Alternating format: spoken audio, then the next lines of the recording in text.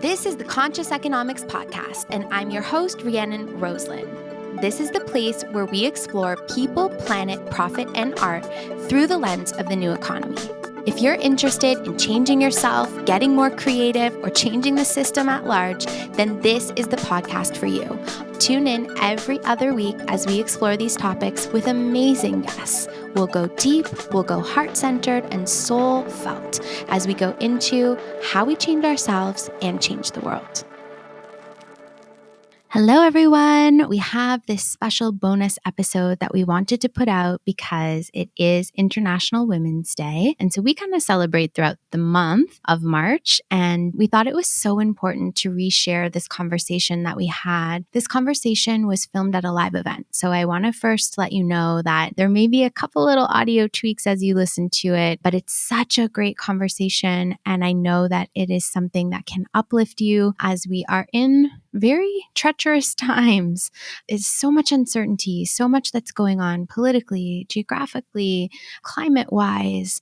And so I wanted to bring you something that was from the heart. And this was from our Heartwork event that we did last year.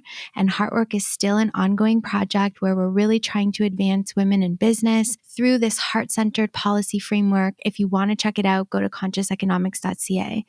At the event, I got to sit down with Sophie Grégoire Trudeau. You all probably know Sophie. She's been a guest on the podcast before. When we recorded this, she was just about to release her book, which is now a bestseller, of course. Her new book, which is called Closer Together, Loving Ourselves, Loving Each Other. It is such a fantastic book, a real framework around mental wellness, around psychology, understanding inner child, understanding self, as a way to be able to reconstruct systems, as a way to heal our society. So Sophie, a longtime advocate, mental health and wellness advocate, and now this best-selling author. She's done so much work, obviously, across Canada, you know. So she was a part of this. And then I also had our friend, community leader, award-winning entrepreneur, Tiffany Callender. So Tiffany, also someone who's a big part of the conscious economics community. She's the executive director for FACE, which is the Federation for African Canadian Economics. Such a trailblazer. She's also one of the community partners for Heartwork. And so I sat down with both of these amazing women and we had a talk. Oh, did we ever? We cover so much, and I know that you are going to get something out of this talk. I say this when we're in person, and I'll say it now. If this podcast is in front of you, if you are listening to this right now, it's because you're meant to. You're meant to. So I hope you enjoy this amazing conversation I had with Sophie and Tiffany, and thank you for being here.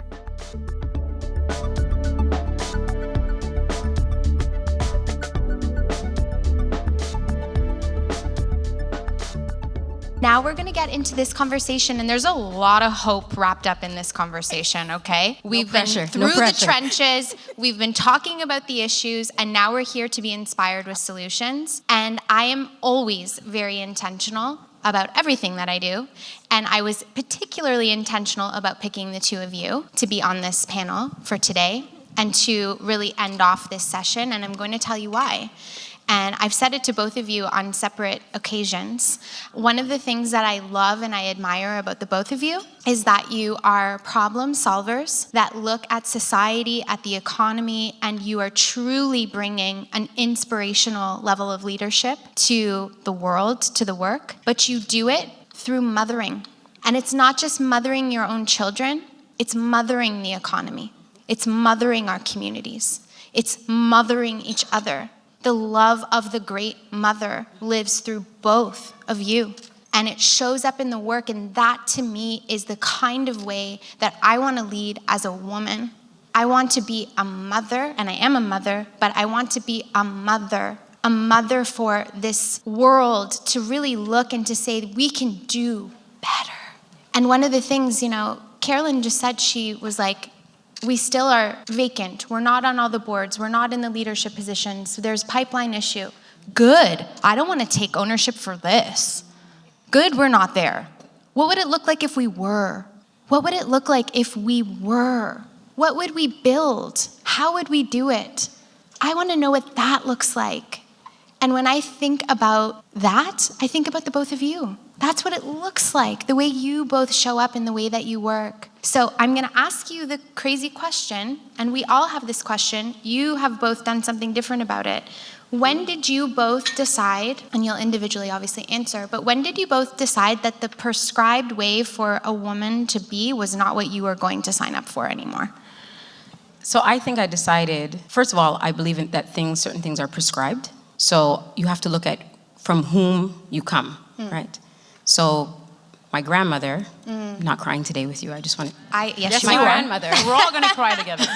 My grandmother, my maternal grandmother, was an entrepreneur in Barbados in the 30s and 40s. Raised 5 children, suffered Barbados' worst hurricane, which knocked her house and her businesses down. When pregnant with her 4th child, was very, very sick and lost one of those businesses, and then defaulted onto her 2nd business, which was hairstyling, that she did in her house. My mother has the visual memory of holding her little brother while her mother, my grandmother, was doing hair for Easter. It's funny, we're on that weekend now. With one foot up to stop the bleeding, because birth was just a few days before, but she had to work. So when you say, when did you decide?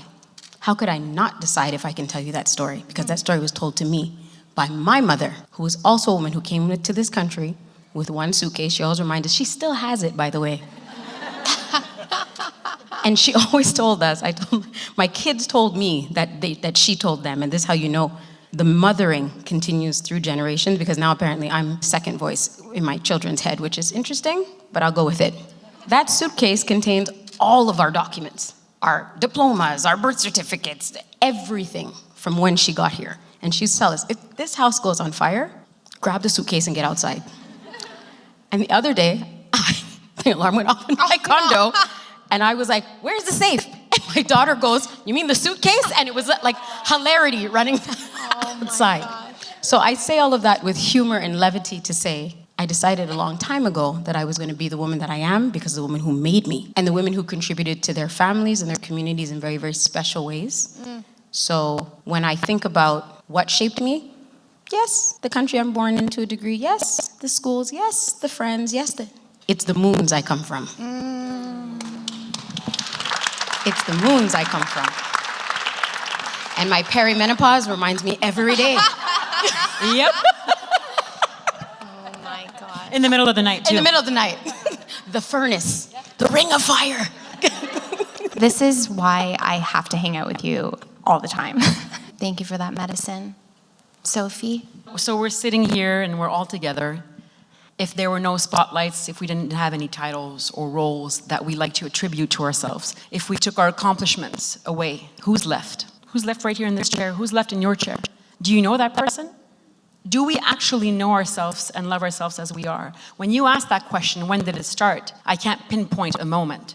But I know very well that I grew up, there was addiction on both sides of my families.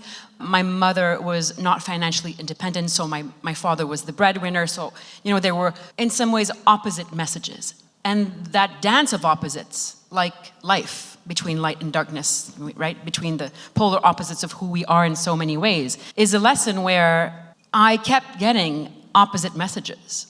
My father raised me to be intrepid, push my physical boundaries, get out there, jump off the airplane at 14,000 feet, go, barefooting on the lake, pull the logs out, do this. And it was incredible. And today that we're raising our society, not letting children have their true independence and play, the low cost of risk-taking when we're children serves us as adults. So we're paying a high price for not having that playful independence, knowing that we can take risks without, in a way, losing ourselves, because we'll get back up. But we come to the world with 2 basic needs, and I'm quoting Gabor Mate's work here. Attachment, so how we were raised by our parent and what kind of wiring and left in our brains, how was that caregiver, that parent, whether it's a mother or a father or an auntie or a grandmother, how do they interact with us? And that dance, that symphony, that beautiful exchange, what did it leave as an imprint in our brains? Because we carry that right into our teenage years and then right into our adult relationships.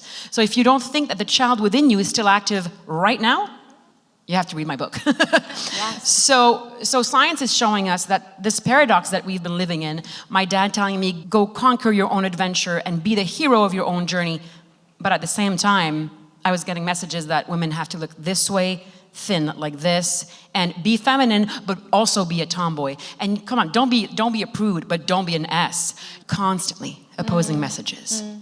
But that means that we're stretching ourselves into something that is not authentic. So those two basic needs, I'm going to wrap it up on this. Attachment, being taken care of just for our survival, right? Being somebody's gaze and touch and sensory system and nervous system to nervous system. That is what every baby needs and adults later in life. And then there's authenticity. What is authenticity? It's the need to express who we are without having to change our behavior to please. Ouch. We do it as children.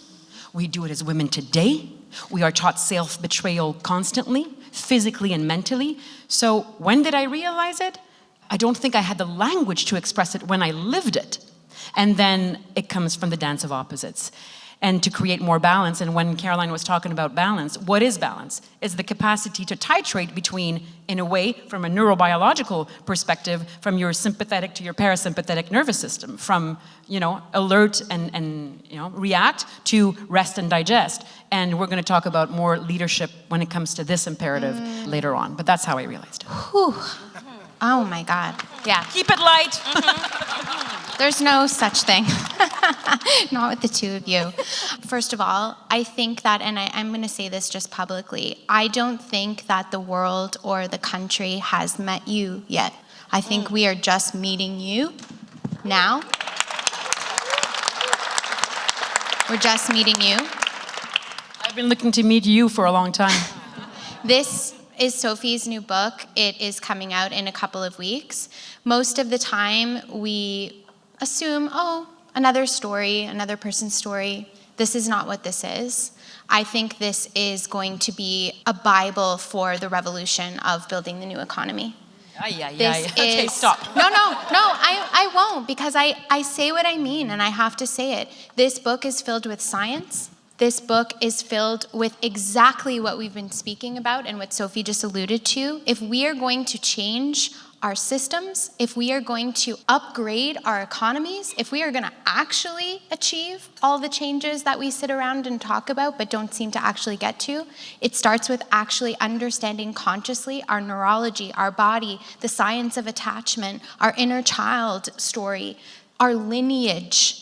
That is how we are going to do it. I know it seems counterintuitive. It's interesting because Sophie just talked about the two opposites and the space in the middle. I was speaking about that this morning. That's where our work is now. It's in that polarity. I come back to you, Tiff, for a second, and there's so much wisdom that you have, but I just want to articulate, because one of the things that I'm trying to inspire today is that it's no one else's job to do it. It's our time now.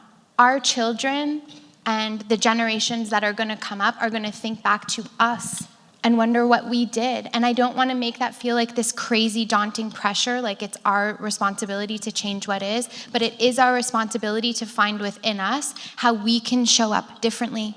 And during the pandemic, when everything was going crazy, obviously, because we were in the middle of a global crisis and emergency, the Black community was in a particular crisis, and there were solutions that were coming down the pipeline that were not created by the community to address the issue. And it's very easy when you're a mother, you've got children at home, you're homeschooling, you're running an organization, whatever, to just let it be. But you did not let it be. That mothering came in you and you said, this isn't going to work. Here's why. I know it's big and monumental what I'm asking for, but if we are actually wanting to support folks and get folks the help that they need, we have to actually restructure this.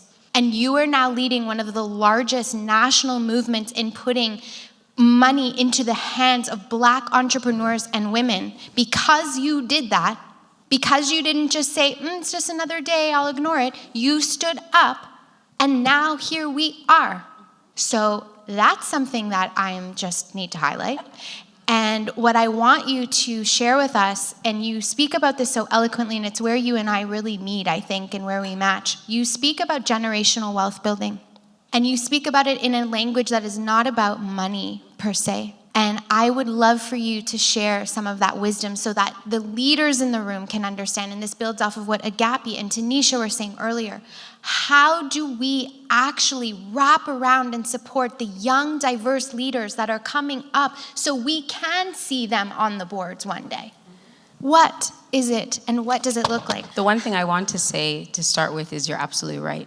The idea of they, them, it needs to be fixed. That putting outside of yourself that you don't have any power and also responsibility and ingenuity and innovation to say, actually, I would like to co-build a solution with the people, for the people that this is for.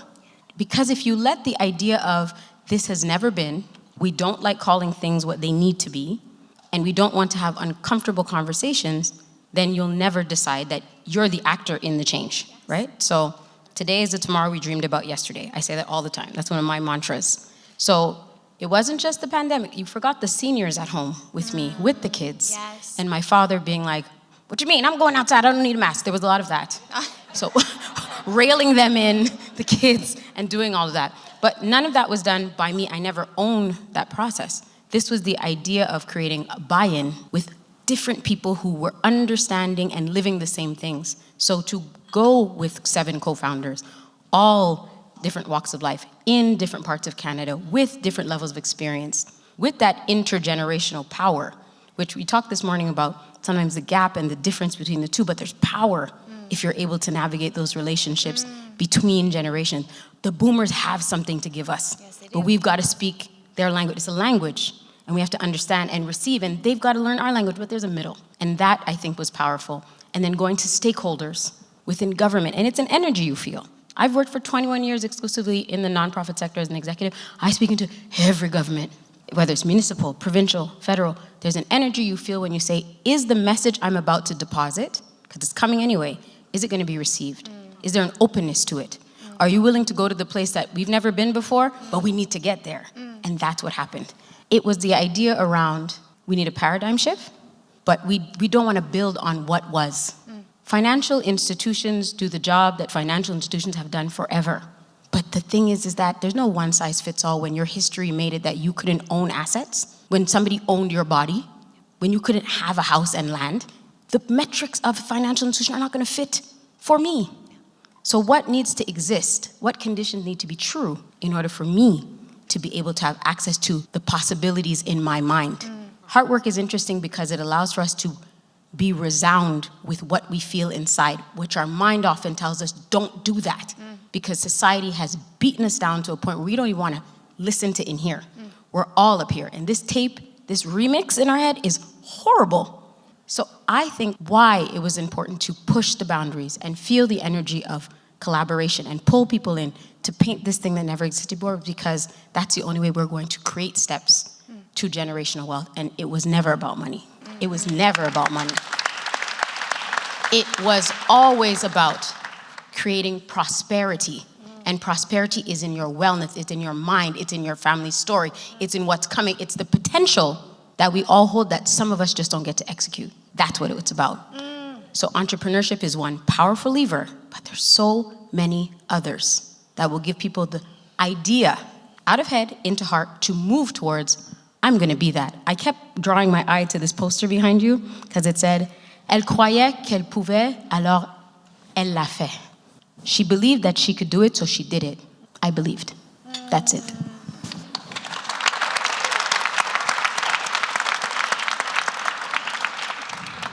I don't have words, actually. I'm receiving in my body what you just said.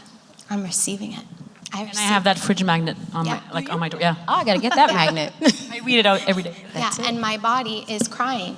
Why? Because this is it. Exactly, this is it. This is what we're saying. If we don't understand and address the intergenerational imprints that have led us to a current setup and system and way of being and working that is not functional any longer, then we cannot change. We have to go back to go forward. We have to go within to go out. It's the only way. And I believe that us women know that. We know that innately inside of us. We know and understand that, and some of that wisdom has been suppressed in us. But the way that we work and show up is not by being something we're not, or trying to fit into something that was not designed by us or for us. It's time for us to get to the drawing board. It's time for us to design it.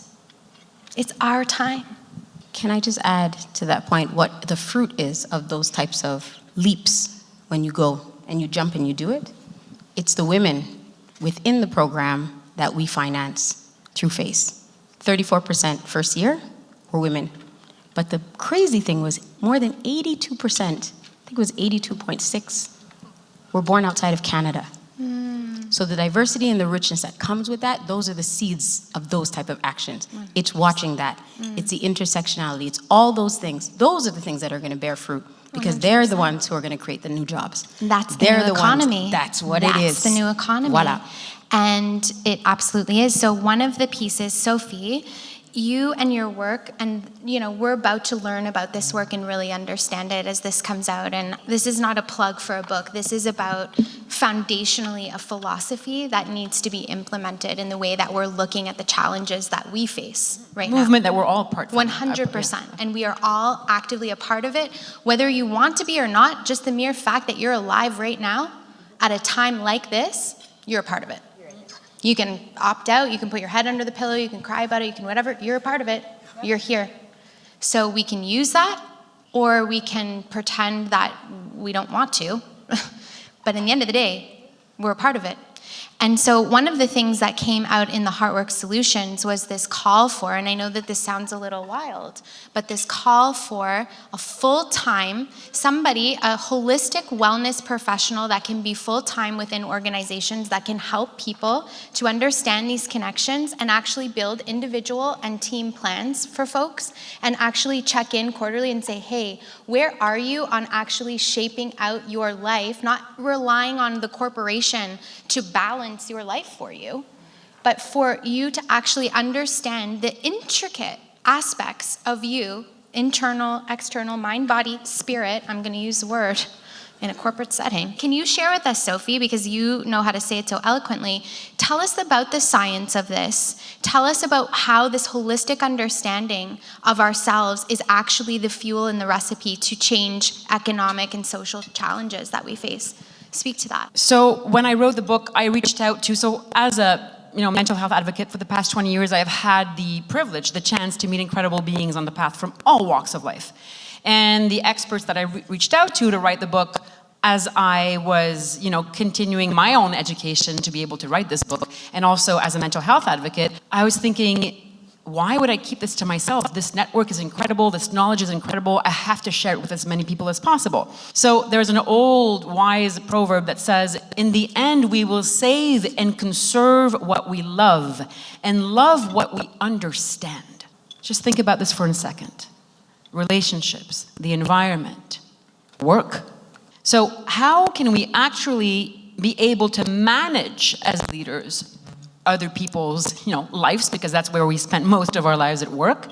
How are we going to redefine leadership in a more sustainable and equal way and create more justice if we can't create that justice within us first? So when we talk about the redefining work, we're really talking about having the conscious responsibility, and there is no consciousness without responsibility. And when you say you can choose to stay in bed, you can choose to cry it out, you can choose to say, I'm completely, I don't have any power, I'm not going to make any difference, it's not true. Because from a neurobiological perspective, and we share the same brain, right? It's like 200,000 years old. That's the hard wiring. Now the programming that goes into it, especially from 0 to 6, at age 6, you're about 90% of the size of an adult brain. And through all these years, when we talked about it a little bit earlier, the independence in play, there is kind of like an experience expectant stage that scientists call, where the brain is so hungry for nourishment and new experiences, like learning new languages or making new friends without feeling that you're being judged by the world. You see it. When I look at kids, I always want to cry because they're free. They're free until they learn not to be. So, what does this mean from a scientific point of view and an organizational point of view? If you're leading people, if you're inspiring people, but most of all, if you're giving them the tools to develop their own leadership, what does it mean? What does owning ourselves mean, therefore expressing ourselves creatively into the workforce? There is no capital wealth without mental wealth. We have to understand this. So if we're unable to move, and by the way, like right now, or if you cross the street later on after this conference and there's a car, right? Your sympathetic nervous system alert will be on because it wants to focus your attention that you're not gonna walk and bump into the car or whatever. Then you know that you can come back to safety because you know that there's no other threat. What's happening in our world right now, and the pandemic exacerbated this. And as a mental health advocate, I was angry of realizing that it took a freaking pandemic for us to realize this, that nervous system to nervous system will never be replaced by any technology, hopefully. You know, with AI coming and all of that and the rapidity of flow of information, our brains already can't keep up. And as women holding the nucleus of the family, the emotional load of the family, plus performing in the outside world, still trying to please to fit in, perfectionism stems from shame. And uniqueness is not fitting in. Fitting in is the opposite of authenticity. So when you cross that street and you know how to go back into your parasympathetic system and relax yourself, we teach our kids at schools where to pinpoint a country on a map, how to do mathematics, how to learn new languages. Do we teach them about their nervous system? Do we teach them about the wiring of how they come to life and how they can affect it? Who in this room knows how to affect their nervous system? Like, come on, be honest. Okay, that's not a lot of hands. I didn't know. So I suffered from eating disorders and anxiety as a teenager and went ahead in my adulthood.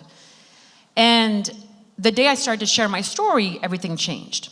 In organizations, when there is more transparency, when there is more storytelling and sharing, when the individual in the organization or in the workplace or wherever it is that you find yourself expressing yourself every day can express what is repressed and is able to have self-agency, has the capacity to come back to the center, to balance. And when you asked first, how did I recognize that I was living in the patriarchy?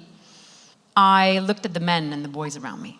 And from a very young age, I remember thinking, okay, our rights are denied as women and girls all throughout this planet just because we're women and girls. We do not have the same hero's journey as any boy or man walking the earth.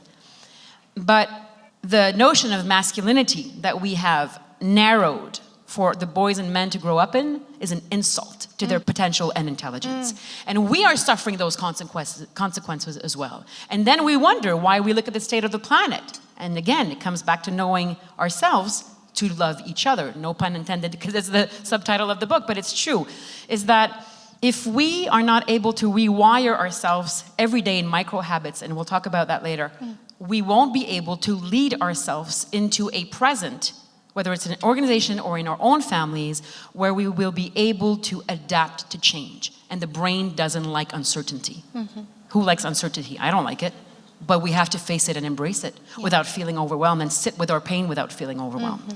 So for now, that's what I have to say. Oh my gosh. I mean, again, so much there, so much to unpack. But one of the things that I keep coming to, because it sounds like we didn't train or teach our children to understand their own systems, because we weren't trained or taught. And now we're at a point where we don't just need to start there, but we also need it for ourselves. And so this is exactly why this work that you're doing is so important, because this work can be delivered to children and it can also be delivered to C-level executive leaders. And don't forget that mental health is the #1 cause for absenteeism at work. So 100%. Or presenteeism, where you're there but you're not actually there.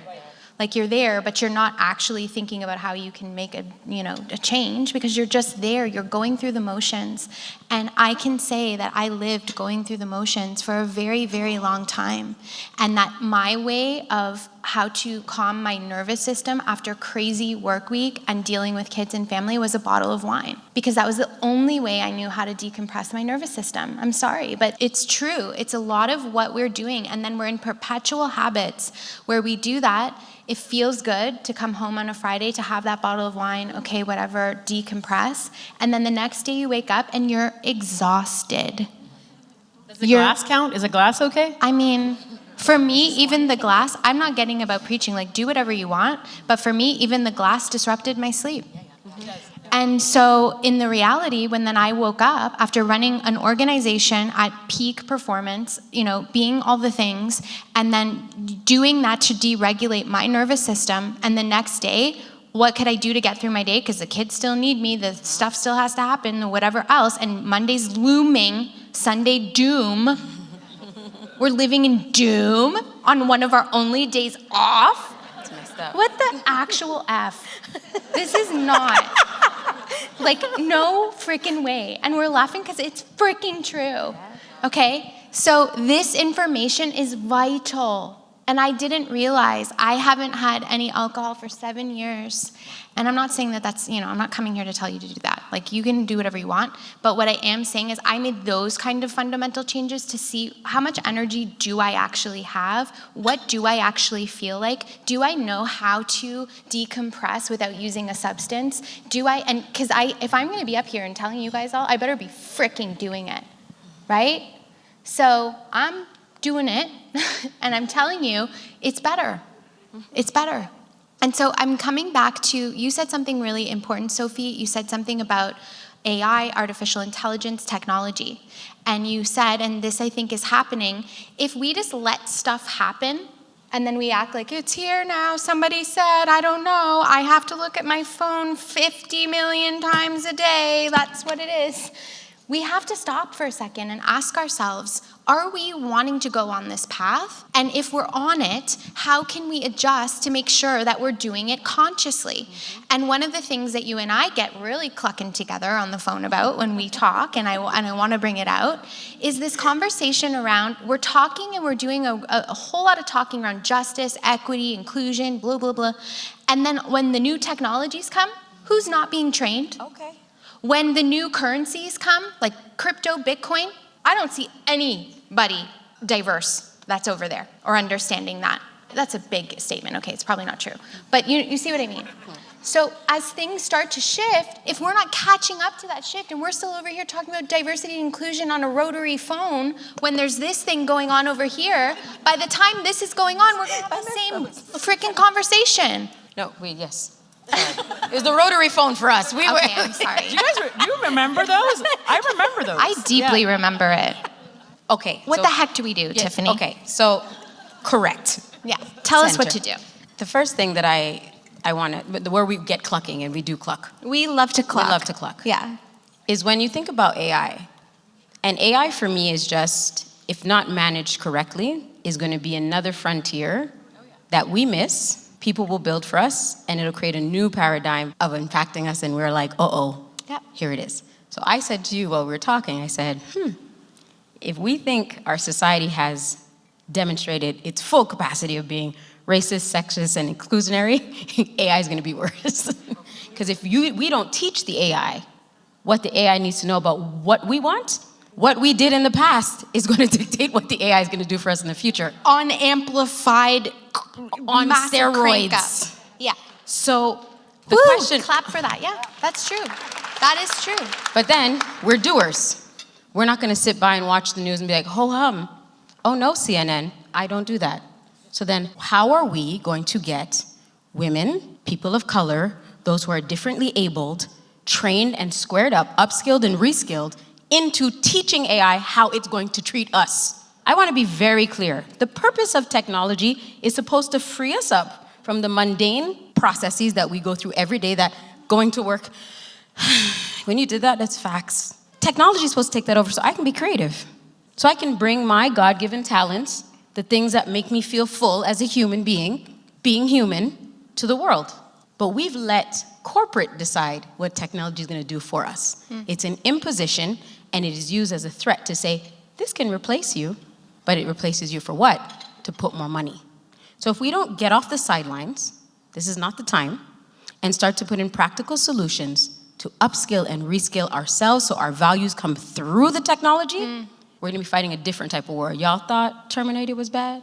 Y'all thought The Matrix was bad? Those are exaggerations of our current state. Doesn't have to be that way, though. And what's exciting about young people, I also have 2 teenagers. I was like, you're looking at me? Of course, girl. And that. All your 26-year-old self. Listen, 2 teenagers at home, and when I listen to them, and you really have to fly on the wall listen to teens because, well, first of all, if they're not this, and then you got to take it away and go, can you just talk out loud so I can hear you with my ears? Yeah. But they're so dope because they don't really have the same boundaries as we do. Like, when I tried to explain AI to my son, who's 12, he turned around, he was like, so mom, large language models. Like, he went into it like, ma'am, I'm aware. And I was like, great, son, so what are you gonna do about it? He goes, well, listen, I Googled black man and went to images and apes came up. And he goes, AI ain't gonna do that no more. That's what he said to me. That's what he said to He's you? 12. Wow. And I said, you know what? That means that he doesn't sit in a space of that's just what it's gonna be. Yeah. He's like, I'm gonna learn about this. Not with a mom like you. No, well, I ain't having it. I'm not having it. We're not cool. Yeah, but we know we're cool, but we're not cool. But we're not cool, right? I just create the side, and then they do cool stuff, and I'm like, I had nothing to do with that. Wink, wink. Yeah, But the point is that they are uninhibited. So when we stifle them, I challenge: is it right to send them into these environments? Because when you send them into the workforce and they're mishandled and they're dulled down, and then they're getting up in the morning like, maybe that's not for them. There is a space, but I feel like we have to do it on two ways. The work that Gappy's doing is monumental. Yes, it is. She is building them up, Yeah. but then the fact that they need armor to go into corporate spaces is already messed up. Yeah. I say, let's teach them how to build corporations. We need people who are going to infiltrate, but then we need people who are going to build on the sidelines. It's a dual thing for me. Yes, please. Yeah. Jump in. Yeah. So I gave voice to my 2 teenagers in the book when I was recording my audiobook. And it's when we talk about social media. A couple of months ago, I was in San Francisco for a conference on AI and mental health. Tristan Harris, the founder of the Center for Humane Technology. And this is a great guy. He's doing amazing work, but there's not like 20 of them on the planet right now. So when I talk to my children and ask them, come on, like be truthful, tell me what you think about social media, they were really dancing between opposites. What can set you free can also restrict you in so many ways. And when you look at the state of the world and you understand, again, I'm going to repeat it, the neurobiological imperative that unites us all, our universal common denominator of how we wire, and what we bring our attention to means that the neurons that wire, we bring our attention to fire, right, together. So what we consume, we become. So what we're putting in our brains right now, when we're already in our sympathetic alert mode most constantly because we live in that place of chronic stress, means, and I was talking to a specialist on dehumanization in the book, David Livingstone Smith, that it is very difficult for a human being when we are in alert mode to feel deep empathy and compassion. There is too much fear. Think about the state of the world right now. It's insane when you come to think about this.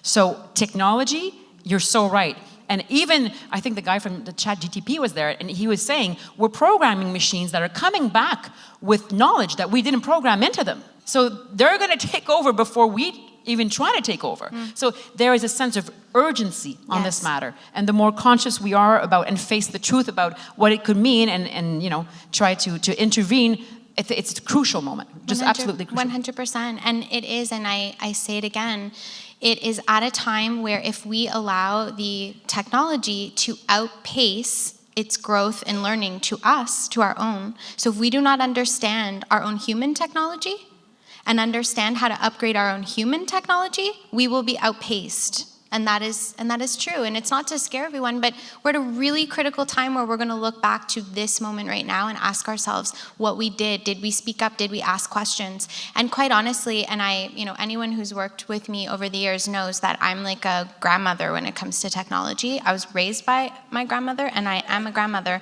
about it. I'm very, very overwhelmed by it. I always have been. I'm not your typical millennial woman. Like I get very scared and overwhelmed by it. And so when the pandemic hit and I had to relearn my entire live events industry digitally, like that was a terrifying experience for me. And I really want to ignore it. I don't want to have to figure this out. I don't want to have to go around that. but I know that I have to. I know I have to understand so I can ask the right questions, so I can learn. And I think it's so fundamental and important. We don't have a lot of time. There's so many things I want to know. And so I'm going to ask, practically speaking, 2 really important things that I think are critical. First, we've spoken about this. We're all on the same page now. I can feel the energy in the room. Like, we get it. We're like, okay, we got to do something. We understand that. It starts with us. I think we understand that. There's nobody to blame. How do we begin?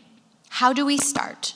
What are the micro steps that we can take when we leave this room to start this shift that is necessary of us stepping into our truth, our authenticity, to lead, to help shift and evolve this economy? She has to answer first. Sophie? It starts with us. Yeah, of course.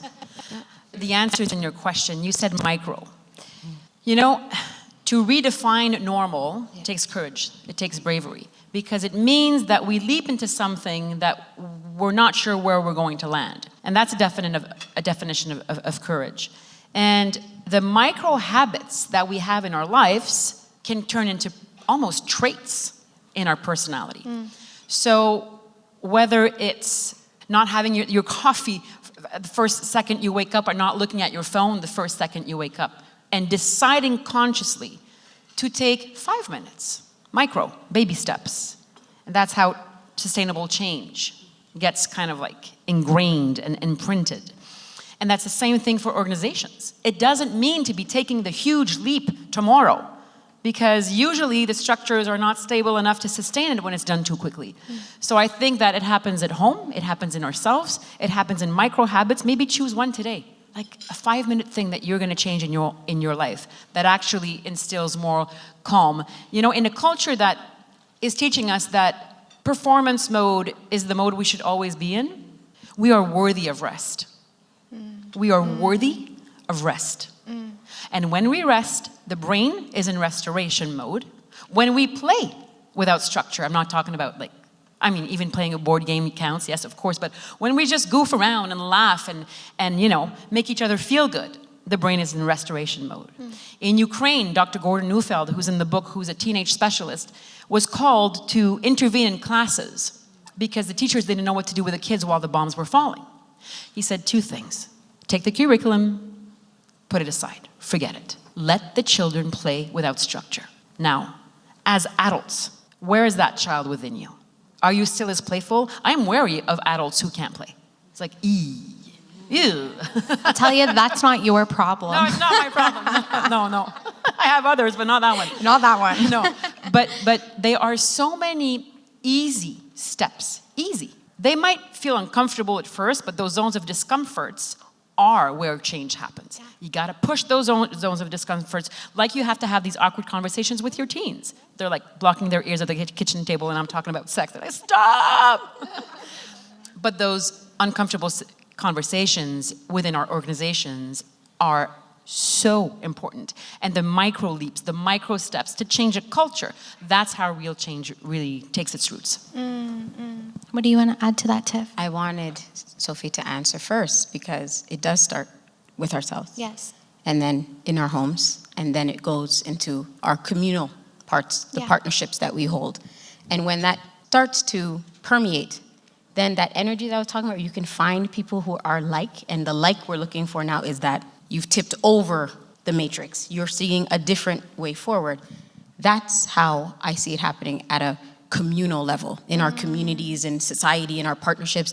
When you talk about mothering a community, you know, one of our community mothers, Gwen, is here. And Yes. Gwen. Hi, Gwen. Where's Gwen? Gwen Chapman, stand up. Gwen mothered the heck We out of love me. you, Gwen.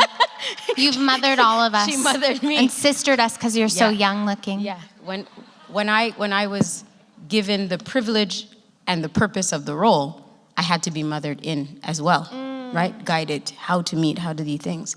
And I remember conversations that we had. It's like, you have to protect the community in terms of who you bring in to help us build the vision that we have. So this is why the change that happens with us, that happens in our homes, that happens in the way we run our organizations and companies, this is how we're going to find the like. Interact as a partner. You want to know why? Because I figured out that they're of the like. Yes, they are. They are committed to our expression of who we are economically as a Black community. Yeah. I wouldn't give that to everybody, you know. Yeah. I've been up and down Bay Street. It's not for everybody. Yeah. You have to find the like. Yeah. And when you do, it's cool because then that connectivity creates other relationships. And then you're in this room. Yeah. And then you go, oh, wait a minute. We're not alone in this change. We have to recognize that it's happening and then like set it on fire. So these spaces are super important. Having women who are courageous to write books to tell us from the perspective of individual. Yes. She has access to so many people who she can bring this knowledge into one Yes. place Yeah. and show us how to apply it in love. Well, in the opposite, love. The opposite of fear is love, That's right? right. But when we're you stuck don't in have to fear tell me that. mode, You read the book. I know. Everything she's saying that we are going to do this in love with myself, in love with those others, in love with all of this. That's when it changes. So for me, it's clear. I love that so much. Our tagline, literally at Conscious Economics, is co-creating the new economy radically with love. That's it. Because that is the medicine. And I think about Gwen, and I know like I wouldn't be sitting here with you, Tiff, and have the friendship that I have with you if it weren't for Gwen. And I think about Gwen as, again, someone who walks with purpose every single day to make a difference. And that energy is infectious and contagious.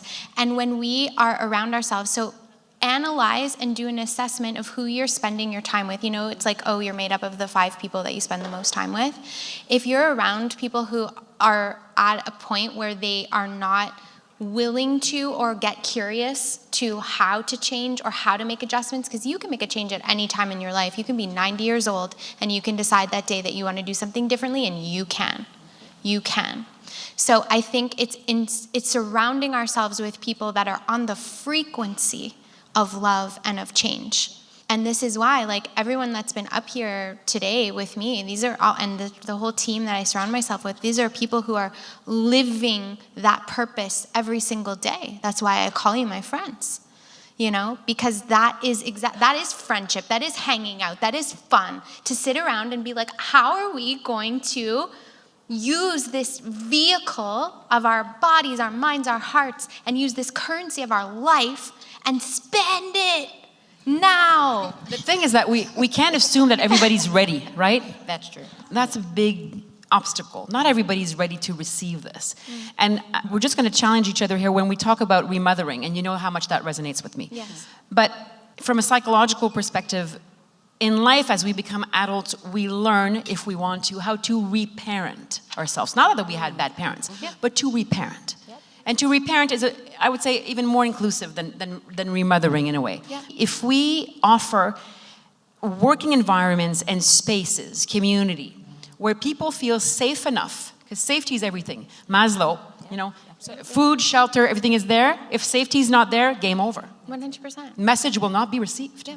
So that's where we need to make sure we build structures and to inclusivity so people feel safe enough to be their creative selves.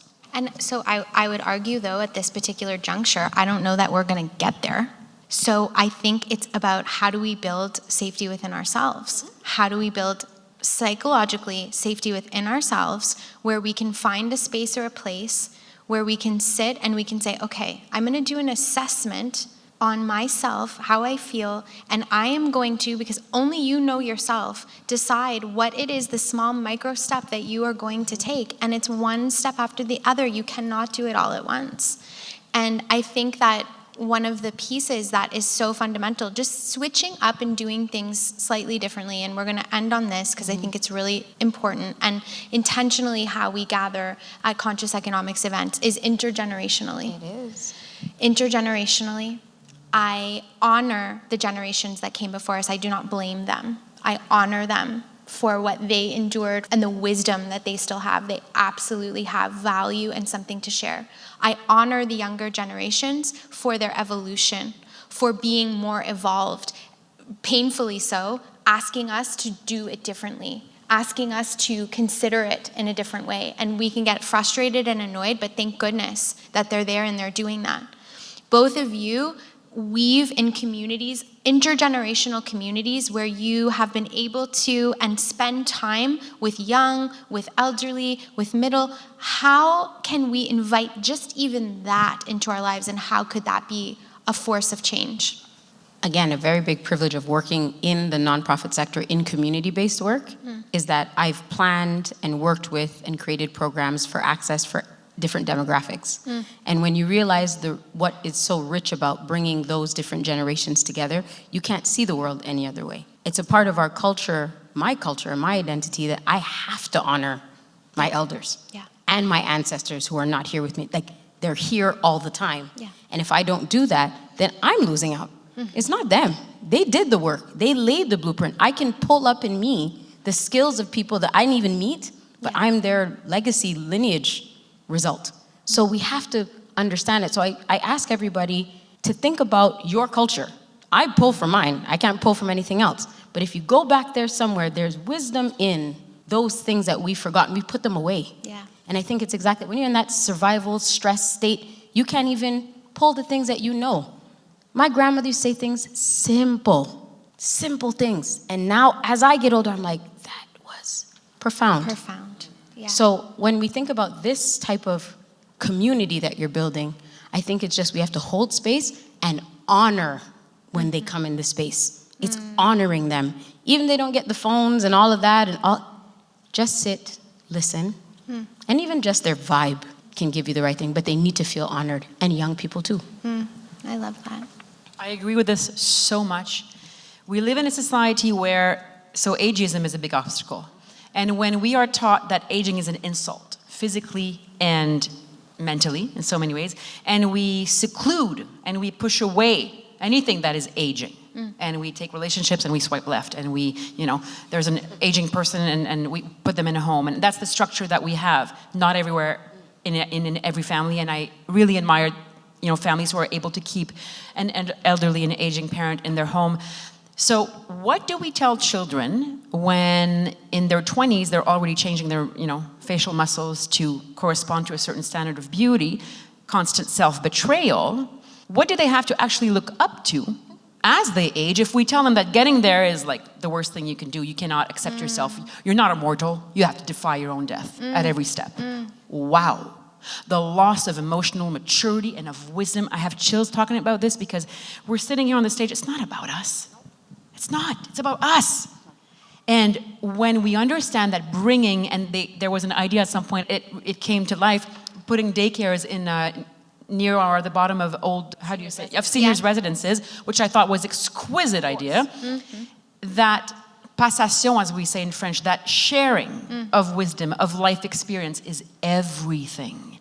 So if we can, in our own lives, if it's not a grandparent, anybody who's older in your community, in your close family, in your friends, bring them in. Micro changes. And there's so much to learn from just bowing to what has been lived before us. So much wisdom here. I want to thank you both for being here, for doing the work that you're doing, for dedicating your lives to doing this work, for using the currency that you hold and using it in this way. Sophie, you don't have to do this work. You're choosing to do this work, and I feel it so deep within you. I'm so proud to know you, and I'm so proud to, in any way, shape, or form, be associated with what you are about to put out into the world. It's important.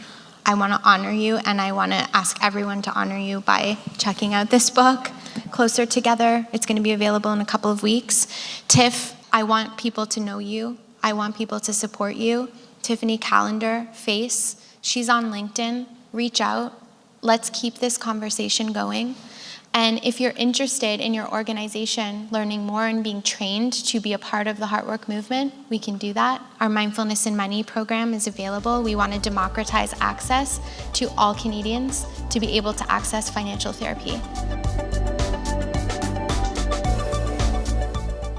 I loved that conversation. I also realized when I listen back to it, I'm like, I think I talk too much. Anyway, you understand that if you've been listening to this show. I appreciate you, all of our Conscious Economics community. If you're new to the community, go to consciouseconomics.ca, check out some of the work, the programs that we're doing. We're trying to make a difference. We want people to feel good in business. We want people to be good at business, and we want people to do good with business. and really usher in this new economy that we believe in, that is heart-centered, that is in connection to nature, that is able to really do an overhaul of our values and our value system. So I am so grateful for you. Check us out, follow us on Instagram, and we will be back with a full season very soon. So stay tuned for that, and we hope you have a beautiful, beautiful rest of your March, and we'll talk to you soon.